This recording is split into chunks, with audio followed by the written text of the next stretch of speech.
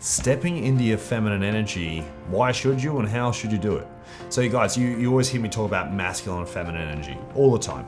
And to be honest, if you really step into masculine and feminine energy well, every single area of your life will improve. I hear so many common misconceptions every day around feminine energy. A lot of people think feminine energy is really weak. It's about just being really submissive, subservient, all these. It really isn't. If a woman's in her beautiful feminine energy, she can achieve anything. She has far more power and far more influence in that feminine energy than any other state, because she's gonna be more liked. The more liked you are, the more influence you're gonna have. It's a whole bunch of stuff. So feminine energy is very powerful. If you're not sure about feminine energy, just give it a shot for me.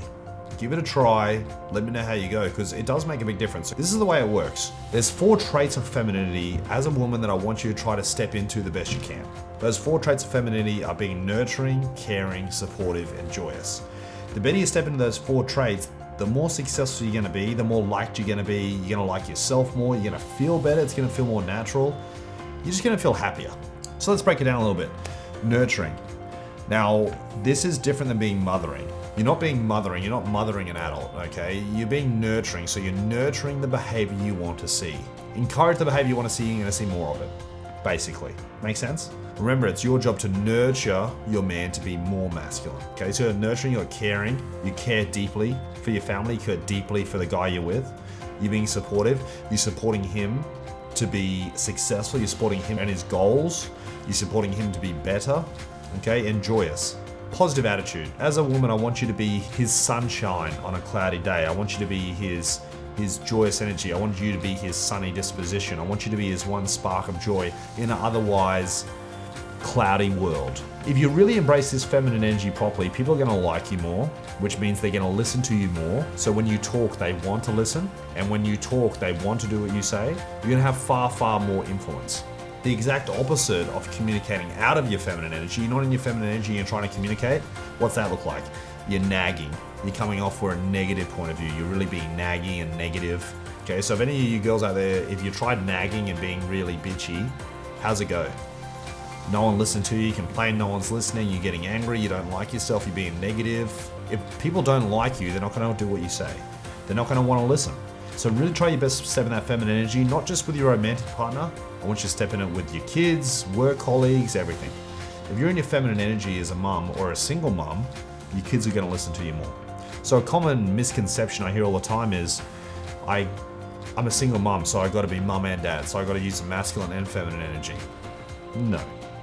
If you're a single mum and you're trying to step into your masculine energy, it's not gonna work well for you. You're gonna get a lot of negative feedback from your child, a lot of fighting back and forth, it's gonna be a mess. The more feminine energy you use in your parenting as a woman, the more your child will like you and the more influence you'll have, okay? It makes a huge difference. If you're in your feminine energy, it comes across much more safe, okay? And people will wanna be around you, okay? If you're not in your feminine energy, you won't feel safe and people won't like you as much, okay? So it's very important you step into that energy. Now, the opposite of masculine and feminine energy is fear. Okay, as a woman, if you're feeling very fearful and you don't feel emotionally or physically safe in your environment, it's gonna pull you out of that feminine energy. So if you're a woman, I really want you to focus on having a really, really good environment that makes you feel safe so you can step into that feminine energy and feel good about it. If you're in an environment where you don't feel safe and you're around people which are no good for you and you're in an environment which is somewhat toxic, it's gonna be very hard for you to step in that feminine energy. So work really hard on your environment to set yourself up for success properly. Give it a shot, guys. And then look, if you're really still having trouble with your feminine energy, send me a message, because it's really important that we do it right, get the results, use the practical steps so you can be successful and achieve what you want to achieve. It really does make a huge difference. So try your best to embody it the best I can, and look, send me a message if you need more help.